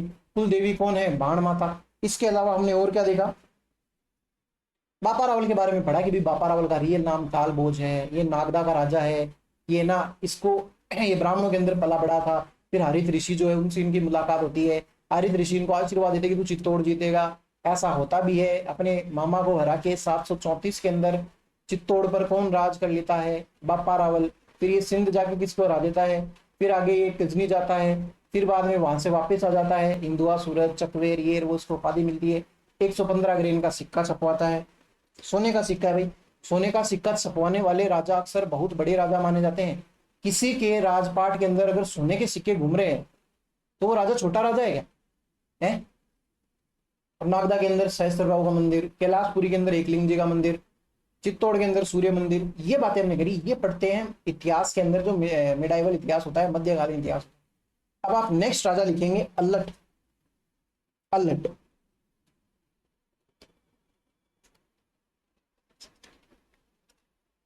ये खुमान का बेटा नहीं है भाई, अल्लट या फिर आलू रावल। आपका भी घर में नाम होगा कोई, बाबू, बालू, है ना, पिंटू, पिंकी, पता नहीं अजीब अजीब से छोटे छोटे नाम रखते हैं।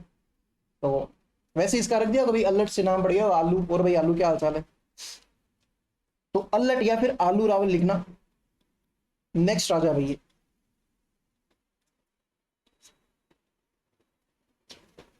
रावल का तो आपको पता ही है, राजा को कहते हैं रावल।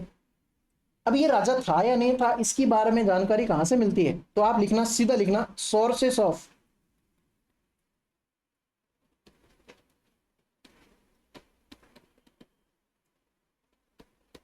Information about Allat. अल्लट की जानकारी के स्रोत, अल्लट की जानकारी के स्रोत कौन से ऐसे स्रोत जो बताते हैं कि अल्लट नाम की भी कोई चीज है, अल्लट भी कोई राजा रहा हुआ है। तो उसमें से पहला जो स्रोत है वो आप लिखेंगे, मेरे साथ साथ में उतारना, जहां जहां मैं कहूं 1 नंबर लगा के लिखना, सारणेश्वर। सारणेश्वर प्रशस्ति। अंग्रेज लिखना, सारणेश्वर यूलोजी। ये सारणेश्वर यूलोजी कब की है? 953 की। और ये कहां लिख रखा है? इसी यूलोजी के अंदर लिख रखा है। ठीक है, इसके अनुसार क्या है? इसके अनुसार ये बताया जाता है कि अल्लट नाम का एक राजा था, जो राजा कहां का था? गुहिल वंश से बिलोंग करता था। और इसने आहड़ को क्या बना लिया?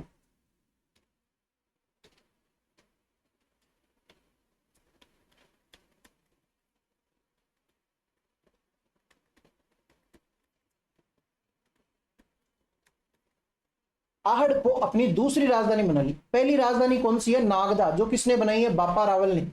तो नागदा तो है ही है, इसके अलावा आहड़ और आ गई। तो आहड़ क्या है? दूसरी राजधानी किसकी? मेवाड़ के राजाओं की, जो किसने बनाई है? अल्लट ने बनाई है। ऐसी जानकारी आपको कहां देखने के लिए मिल रही है? सारणेश्वर प्रशस्ति के अंदर, जो कि कब की है? 953 की है। ये जानकारी देता है कि आहड़ को, और आहड़ को बेसिकली ना ट्रेड सेंटर बनाता भाई, व्यापारिक केंद्र।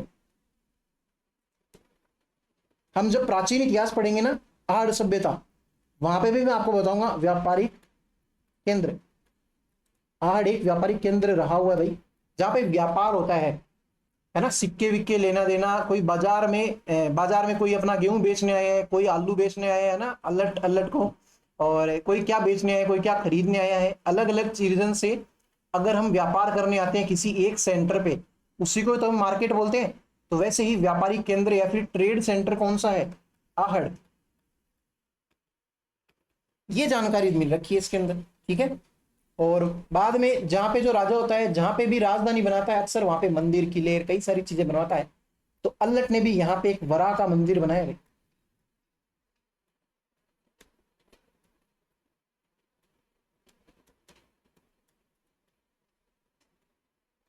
आहड़ के अंदर। आहड़ के अंदर क्या बनवाया? वरा मंदिर बनाया। ये बात किसमें लिख रखी है? सारणेश्वर प्रशस्ति के अंदर। अब सारणेश्वर प्रशस्ति के अंदर ऐसी बात क्यों लिखी जाएगी? वरा मंदिर बनाया गया। हो सकता है पास्ट के अंदर वरा मंदिर के अंदर ही कोई प्रशस्ति के अंदर ये लिखा गया हो कि भाई ऐसे हुआ है कि मंदिर बनाए और मंदिर तोड़ दिए गए हो। बाटे तो काम में आ सकते हैं, कहीं के ना कहीं के बाटे, बढ़िया बाटे, साफ्ते बाटे। तो वो चीज कहीं जाके दूसरे मंदिर के अंदर लग जाए और वहां पे आपको देख कर पढ़ने के लिए मिले, ये तो सारणेश्वर प्रशस्ति है। अल्लट के बारे में जानकारी कौन देगा? अल्लट का एरिया ही तो देगा। तो ये चीज जानकारी वैसे बेसिकली वरा मंदिर की ही है। वरा मंदिर के अंदर एक प्रशस्ति लगी हुई थी, वो प्रशस्ति का पत्थर टूटा। आपको कोई काम की नहीं, इंफॉर्मेशन ऐसे बता रहा हूं। और वो फिर बाद में कोई सारणेश्वर मंदिर के अंदर, शिव जी का मंदिर है भाई, उसके अंदर प्रशस्ति मिली है, नाम देने के लिए कुछ है नहीं, तो उसको बेसिकली बोल दिया सारणेश्वर प्रशस्ति। ठीक है, समझ में आई क्या बात आपको? तो वरा मंदिर का निर्माण करवाया। इसके अंदर ना एक दो बातें लिख रखी है। एक तो लिख रखा है कि मेवाड़ के अंदर चलती है कर व्यवस्था। बेसिकली आहड़ के अंदर कर लिया जाता है, टैक्स लिया जाता है। टैक्स समझते हैं ना आप, क्यों लिया जाता है? राजा हमेशा टैक्स लेता है। और टैक्स कौन लेता है आपको पता है? वैसे दीवान लेता है। अल्लट आलू रावल जो है व्यापारिक केंद्र बनाता है आहड़ को, ये एक और रीजन समझाता है। साथ साथ में ये भी बताता है कि अल्लट ने नौकरशाही पैदा करी थी भाई, नौकरशाही, ब्यूरोक्रेसी।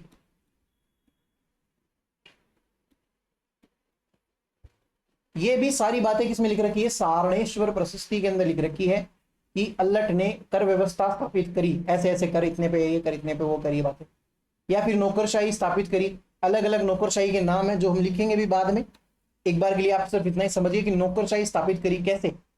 ब्यूरोक्रेसी क्या होती है? जो परमानेंट प्रशासन होता है उसको बोलते हैं ब्यूरोक्रेसी। RAS IAS या फिर कोई पुलिस हो गए, ये जो प्रशासन के अंदर काम करते हैं, वो जो मंत्री पद पे होते हैं, ये ऐसे समझ लो आप। भले पुराने जमाने पे कोई RAS IAS तो होते नहीं थे, तो ये मंत्री पद पे कौन बैठेंगे? मंत्री बैठेंगे, मतलब प्रशासनिक पद पे। तो उस चीज को बोल देते हैं नौकरशाही। अब आप सारणेश्वर प्रशस्ति के बारे में दो चार एक बातें हैं जो लिख रखी है आपके सामने, उनको उतारना स्टार्ट करेंगे। लिखना, according to this eulogy, according to this eulogy, Allat made Ahar as, Allat made Ahar as his second capital. Bracket में लिखना ट्रेड सेंटर। इस प्रशस्ति के अनुसार अल्लट ने, इस प्रशस्ति के अनुसार अल्लट ने आहड़ को अपनी दूसरी राजधानी बनाया, आहड़ को अपनी दूसरी राजधानी बनाया। ब्रैकेट में लिखना व्यापारिक केंद्र, व्यापारिक केंद्र। आहड़ में अल्लट ने, या फिर अल्लट ने आहड़ में वरा मंदिर का निर्माण करवाया। अल्लट बिल्ट वरा टेम्पल। वरा कौन है भाई? वरा विष्णु का अवतार है भाई।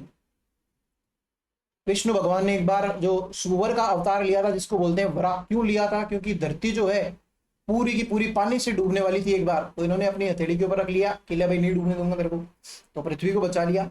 अब मुझे ये नहीं समझ में आता कि ये वरा मंदिर क्यों बनवा रहा है, जबकि ये तो भगत किसके हैं? एकलिंग जी के हैं, है ना। हमने ये तो देखा ना कि मेवाड़ वाले ज्यादातर शिव जी के भगत है, एकलिंग जी, और ये मंदिर बनवा रहा है विष्णु जी से रिलेटेड। खैर जो भी है, इस प्रशस्ति में, इस प्रशस्ति में, इस प्रशस्ति में आहड़ की कर व्यवस्था, आहड़ की कर व्यवस्था व नौकरशाही का भी वर्णन है। In this eulogy, in this eulogy taxation, taxation of Ahar, tax है ना, taxation of Ahar and bureaucracy, bureaucracy is also, bureaucracy are also mentioned। अब आप एक लाइन लिखना, some bureaucratic, some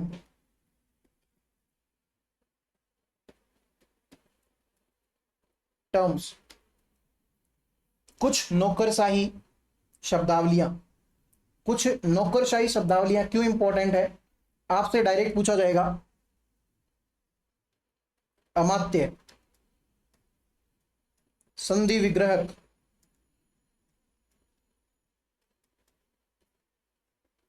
संधि विग्रहक, अक्षपटलिक। हिंदी वाले, अंग्रेजी वाले भी ये लिख लेना, अक्षपटलिक।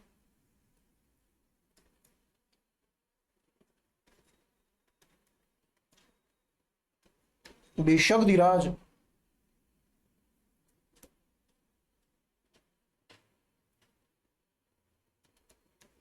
विषगाधिराज। और एक पांचवा मैं यहां पे लिख रहा हूं, आप नीचे लिखना बंदीपति, बंदीपति। आपसे एग्जाम में क्या पूछा जाएगा कि अमात्य, संधि विग्रहक, दो तीन एक नाम दे देंगे, बोलेंगे कि ये किस प्रकार के शब्दावलियां, मतलब ये किस प्रकार की शब्दावलियां हैं। फिर आपसे दिया जाएगा ऑप्शन के अंदर पहनावे का नाम है, लोकगीत का नाम है, नौकरशाही का नाम है, या कुछ और। या फिर पूछ लिया जाएगा नौकरशाही की निम्न शब्दावलियां कौन सी प्रशस्ति से संबंधित है, कौन से राजा से संबंधित है, कहां से संबंधित है। ऐसे प्रश्न आपसे पूछ लिए जा सकते हैं, इसलिए इनको पढ़ाना जरूरी है। अमात्य का बेसिक मीनिंग होता है मंत्री। महामंत्री को बोलते हैं महामात्य।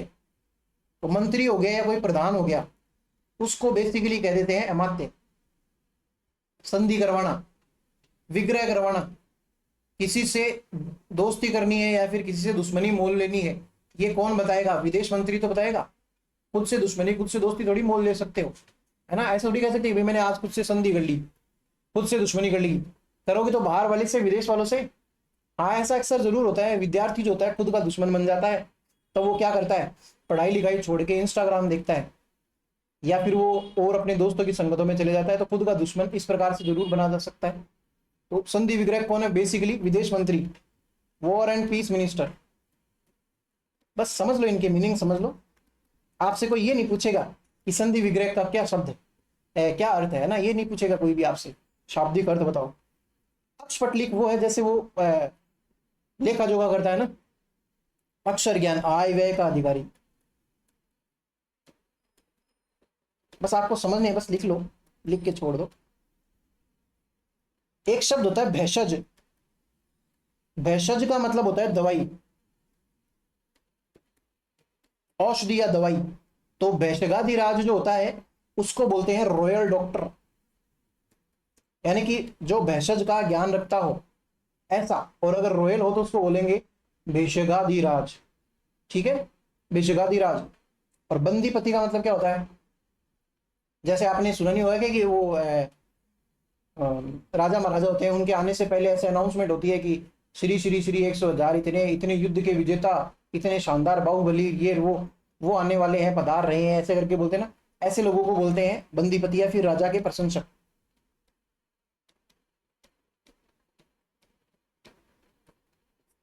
है ना। तो आप दवाई लेने जाओ तो कभी ऐसे बोल के जाना भैंसज लेने जा रहा हूँ, भैंसज। घर वाले भी दो बार तो देखेंगे आपकी तरफ, सोचेंगे भैंसा खरीदने जा रहा है, क्या करने जा रहा है ये। फिर पता नहीं, फिर बोलेंगे पता नहीं कहाँ से पढ़ता है ये, कौन इसको ऐसे उल्टे पुल्टे ज्ञान दे रहा है, पता ही नहीं, भगवान जाने। तो गलत संगति में भाई आप, है ना। अब आप सेकंड इंस्क्रिप्शन लिखेंगे, जैसे हमने पिछले पुराना एक लिखा ना, देखो सारणेश्वर प्रशस्ति लिखी, वैसे ही सेकंड एक और लिखेंगे जिसका नाम है शक्ति कुमार। राजा का नाम भाई शक्ति कुमार। नेक्स्ट राजा था अल्लट के बाद में का आठपुर। इंस्क्रिप्शन, आहड़ को आठपुर भी कहते हैं भाई। इंस्क्रिप्शन पूरा लिखना भैया आप। शक्ति कुमार का आठपुर अभिलेख, आठपुर अभिलेख, इसकी तारीख लिखना 977 ईस्वी, 977 एडी। ठीक है, वो पिछले वाला नहीं लिखाया था कि मैं 953 लिखवा दिया था भाई। ये आठपुर का, शक्ति कुमार का आठपुर इंस्क्रिप्शन, ये दो एक बातें बताता है। शक्ति कपूर नहीं, सॉरी, शक्ति कुमार। ये बताता है एक तो मम्मी कौन है भाई अल्लट की, और एक उसकी पत्नी कौन है। यानी कि ये मेंशन कर रहा है ना बार बार कि भाई अल्लट नामक राजा जो है, मेरे पिता जो है उनकी मम्मी का नाम, या फिर मेरी दादी का नाम, है ना, या फिर मेरी मम्मी का नाम क्या है। तो वो बातें लिखी गई है। मम्मी का नाम है हरिया देवी, ये हूण की प्रिंसेस है, हूण की राजकुमारी।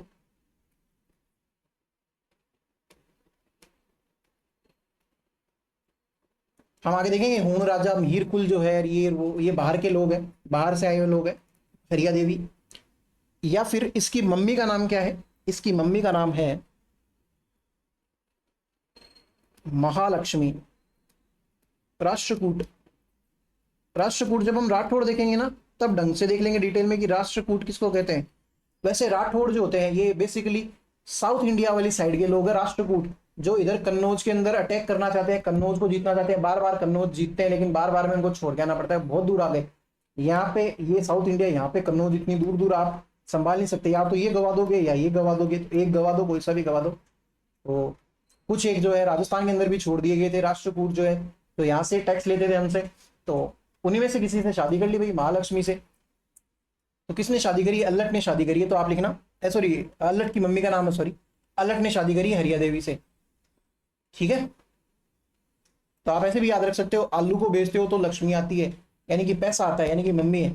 आलू की माता कौन है? लक्ष्मी है। और दूसरी, आलू हरे हरे रंग के पेड़ पे तो उगता है, तो हरिया देवी उसकी पत्नी है, जिससे आलू चिपका रहता है, वो हरे रंग का पेड़ है भाई। ध्यान रख सकते हो भाई ऐसे। तो लिखना, according to this inscription, according to this inscription, Allat's Allat's mother was, Allat's mother was Mahalakshmi Rashtrakut, Mahalakshmi Rashtrakut, and he married to, he married to हरिया देवी ऑफ हूण, हरिया देवी ऑफ हूण, या फिर हूण प्रिंसेस हरिया देवी।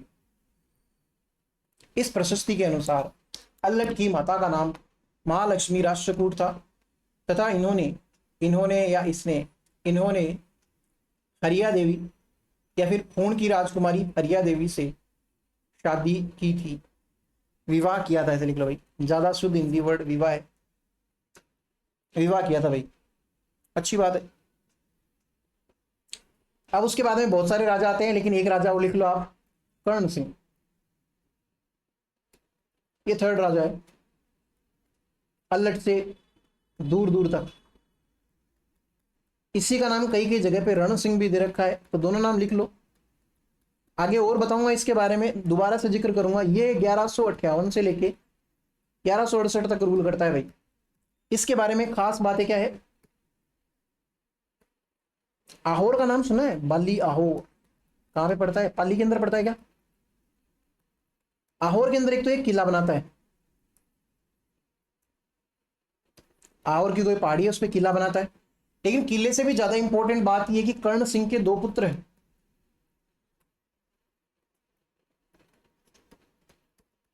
अच्छी बात है भाई, दो पुत्र हैं तो बच्चे दो ही अच्छे। इसको तो कितना ही बना सकते हैं, बच्चे नौ ही अच्छे। धृतराष्ट्र के लिए बच्चे 100 ही अच्छे, कौरव और पांडव, है ना? तो कितने भी बना सकते हैं, वो तो आपके ऊपर डिपेंड करता है। एक बेटे का नाम है Shem Singh.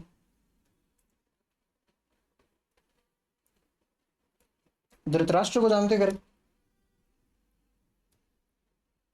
The blind king of वेयर, शेम सिंह। एक बेटे का नाम है राहब। ठीक है, ये शेम सिंह जो है, इसने रावल शाखा को आगे बढ़ाया। मतलब रावल, राजा को रावल कहते हैं बेसिकली। अलग अलग जगह पे अलग अलग नाम दे दिए भी राजा को, है ना? कहीं पे महाराजा कह देते हैं डायरेक्ट, कहीं पे महाराणा कह देते हैं। तो ये जो रावल शाखा है, बापा रावल, बापा रावल के बाद में फलाना ढीकना, फलाना ढीकना, फिर ये शक्ति कुमार, कभी अल्लट, कभी कौन, कभी कर्ण सिंह। तो अब एक दूसरा राजा बनेगा शेम सिंह। यानी कि मैं ये कहना चाह रहा हूं बेसिकली, कर्ण सिंह के जस्ट बाद में जो राजा बनता है वो है शेम सिंह। इसने, जैसे मैं लिखूं आप भी उतार लेना, हिंदी वाले उतार लो पहले। इसने रावल शाखा जारी रखी,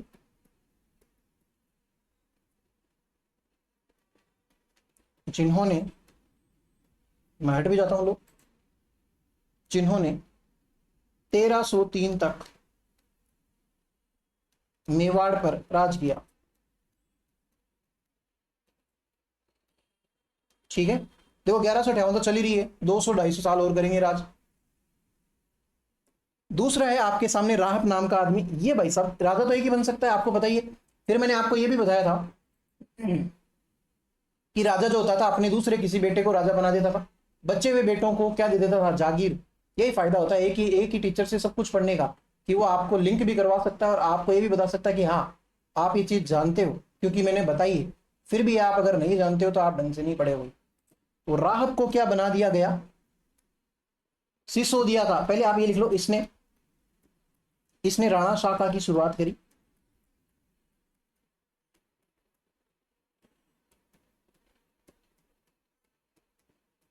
शुरुआत करी जिन्होंने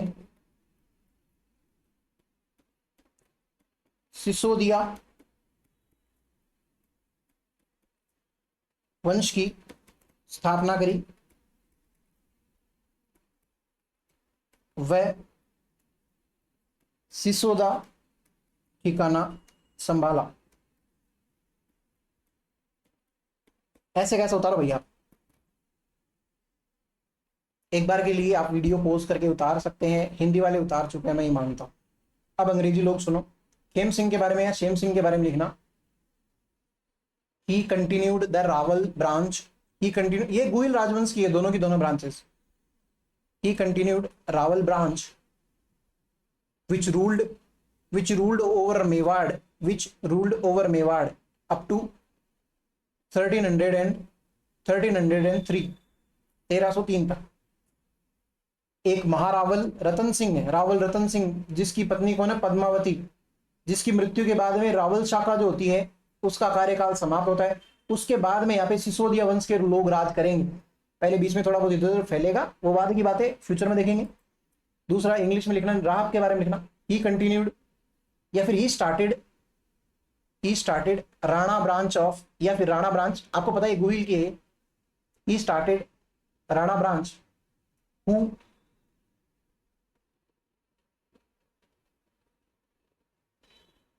who established Sisodia dynasty and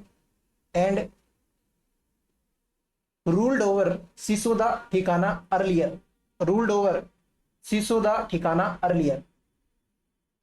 तो ये बातें हैं और ये स्टार्टिंग है हमारे मिडाइवल हिस्ट्री के टॉपिक की, जिसमें हमने क्या क्या देख लिया है। हमने ये स्टार्टिंग कर ली है मेवाड़ वालों की, कि मेवाड़ कैसे आया है, क्या है, गुहिल कौन है।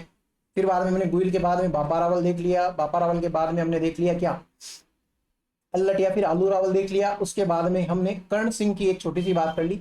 अब हम नेक्स्ट राजा पढ़ेंगे जत्र सिंह, जो कि हम नेक्स्ट क्लास से स्टार्ट करेंगे। भाई इतना बहुत है आज के लिए, इतना सा बचा लो, आगे दूसरी क्लास के अंदर पढ़ लेंगे।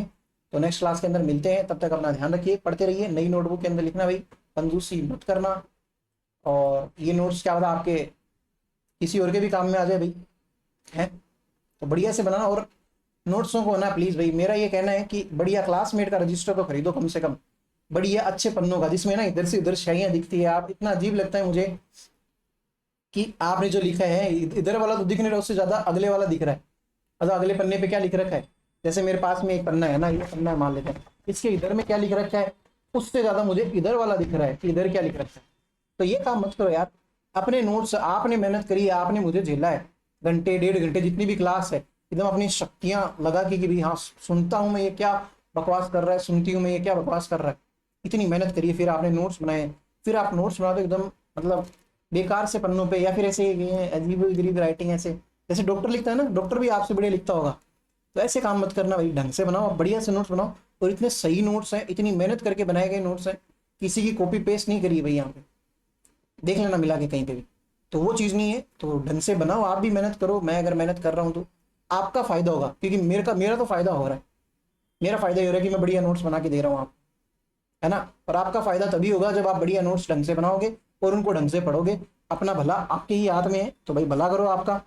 और इसी के साथ में थैंक यू। और ऐसी स्लाइडें भी देख लो, ऐसे चैनल्स को भी सब्सक्राइब कर लो भाई। और अगर आप कुछ और तैयारी करते हो, जैसे कि मैं हट जाऊँ क्या, CSIR नेट लाइफ साइंस की तैयारी करते हो, या सेट की तैयारी करते हो, गेट की अगर आप तैयारी करते हो, BSc से हो, MSc से हो, जूलॉजी बॉटनी अगर कुछ पढ़ना चाहते हो, वो चीज़ें तैयार करना चाहते हो, साथ साथ में IIT जैम अगर दे रहे हो तो भी बात कर सकते हो।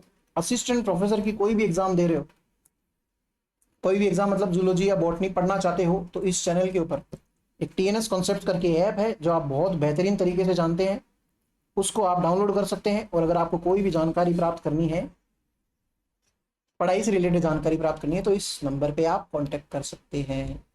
ठीक है, नेक्स्ट क्लास के अंदर मिलेंगे, इतना बहुत है भाई। चलिए भाई, बाय बाय।